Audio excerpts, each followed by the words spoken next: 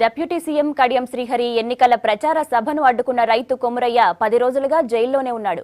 అయితే తన కుమారుడిపై అక్రమ కేసులు పెట్టి జైల్లో వేశారని ఆరోపిస్తున్నారు కొమురయ్య తండ్రి చంద్రయ్య. బెయిల్ కూడా రాకుండా అడ్డుకుంటున్నారని ఆరోపించారు. జైల్లో ఉన్న రైతును కాంగ్రెస్ నేత విహెచ్ పరామర్శించారు. పోలీసులు సంబంధం లేని కేసులు పెట్టారని ఆరోపించారు.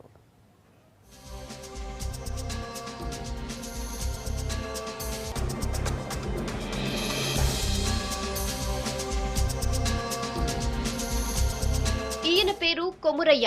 వరంగల్ జిల్లా సాయంపేటకు చెందిన రైతు. తెలంగాణ రాష్ట్ర సాధన కోసం జరిగిన పోరాటాల్లో పాల్గొన్నారు. తెలంగాణ కొమురయ్యగా పేరు తెచ్చుకున్నారు. రాష్ట్రం వచ్చింది కానీ అన్నదాత పరిస్థితిలో మాత్రం మార్పు రాలేదు. ఆరుగాలం కష్టపడి పండించిన పత్తి పంటకు మద్దతు ధర లభించడం లేదు. దీంతో అన్నదాత ఆగ్రహం కట్టలు తెంచుకుంది. ఇదే టైంలో ఎన్నికల ప్రచారం కోసం సాయంపేటకొచ్చారు డిప్యూటీ సీఎం కడియం శ్రీహరి. పంటకు సరైన ధర రాలేదన్న బాధలో ఉన్న కొమురయ్య మద్దతు కల్పించాలని నినాదాలు చేశారు. దీంతో మంత్రి ఆయనను గద్దించారు.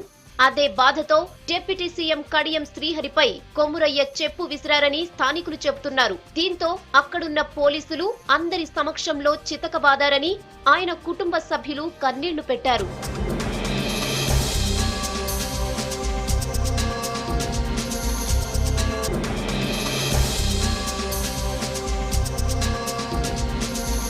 డిప్యూటీ సీఎంపై చెప్పు విసిరాడని పోలీసులు కొమురయ్యను అరెస్ట్ చేశారు. 10 రోజులుగా వరంగల్ జైల్లో ఉన్నారు కొమురయ్య.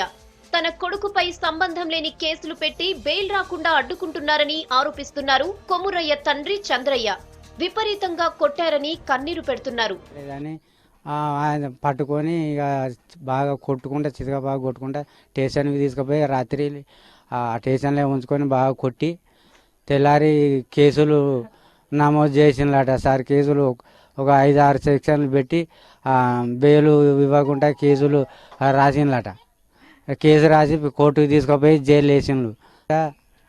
ఇడిపియాలి అని కేసులు చేసుకుంటా ఉండి లేక అన్ని ఇత్తనన్నాడు. ఏమి ఇయ్యలేదు. ఈ పత్తికి ధర లేదు.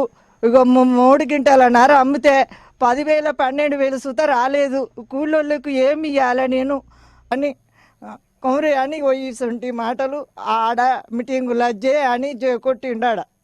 కొట్టిన వల్ల ఆ నాయకులు ఆ పోలీసు వాళ్ళు అందుకొని కొమురయ్య నువ్వేందురా నువ్వు ఒక్కడిని మీ కొట్లాడుతానవు నువ్వేమున్నదిరా కనికి వస్తున్నారా అని అరెట్టు చేసి కొట్టుకుంటా మెడలని నిరుచుకుంటా సారు బాంచను సారు కాలుమోతున్నా కొడుకు ఒక్కడు మాట్లాడిన అందరి గురించి మాట్లాడినాడు సారు.